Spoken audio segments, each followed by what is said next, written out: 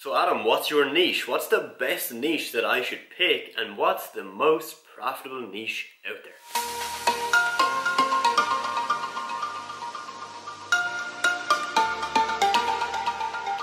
Kid you not, I get at least 10 of these questions probably every day.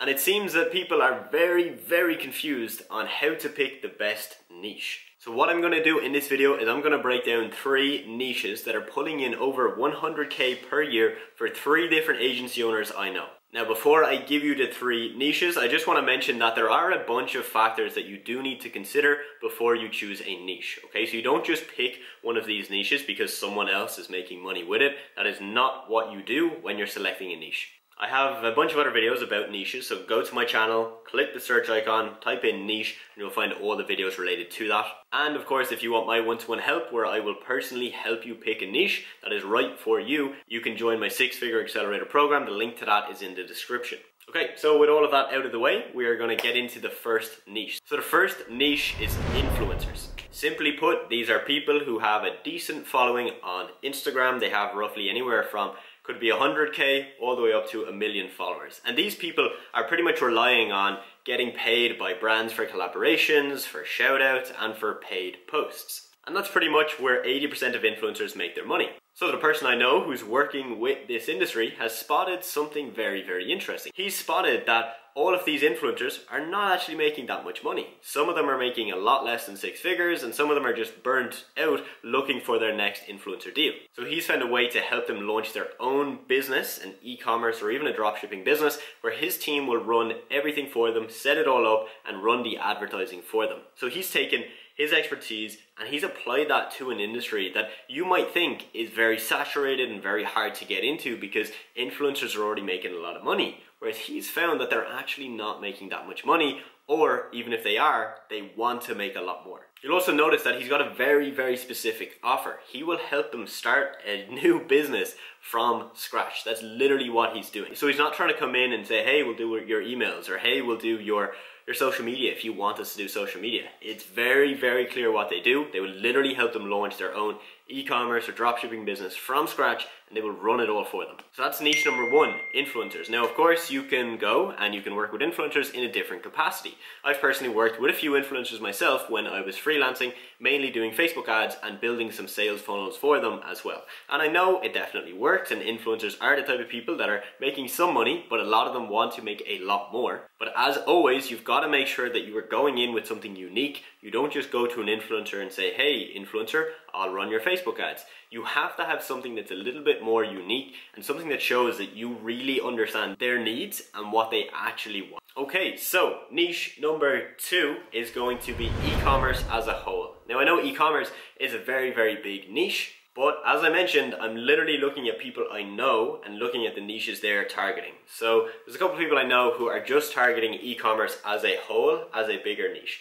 Now, if you're starting off, I wouldn't recommend you do that. You want to be more specific and more granular, because if you target e-commerce as a whole and you do the generic, I'm going to help you with Facebook ads and scale to 6 and 7 figures, you're going to get lost in the sea of people that are doing that. So I see at least probably 2 to 3 people a day who will follow me on Instagram, and when I look at their bio, it's I help e-commerce businesses scale to 6 and 7 figures with Facebook ads. I highly recommend that you don't do that, you don't put that in your bio, and you make sure that you're doing something a little bit different. So the people I know that are working with e-commerce businesses, and yes, they are helping them with Facebook and Google ads. The reason they're having success in this industry is because they've been in there for a long time. So they've started their agencies 1, 2, or even 3 years ago, where for them, they've built a reputation, they've got great results, they've got amazing case studies, and they can pretty much work with any type of e-commerce business. If you're a new SMMA owner, you want to be more specific, as I mentioned, because if you go to an average e-commerce business and you just say, hey,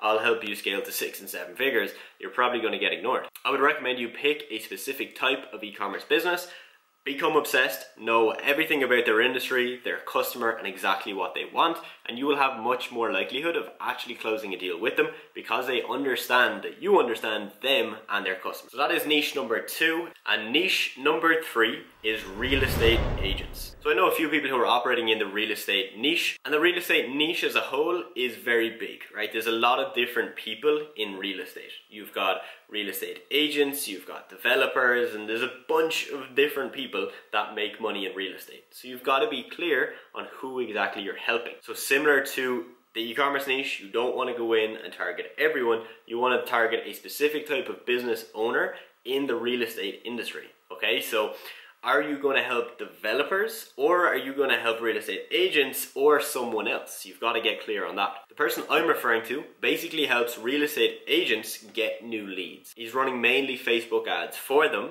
and his main objective is to get them leads. Now, he's getting great results with them, and he's got a decent income from his agency because he's actually in this industry himself. He knows a lot about real estate. He's actively trying to get into real estate himself.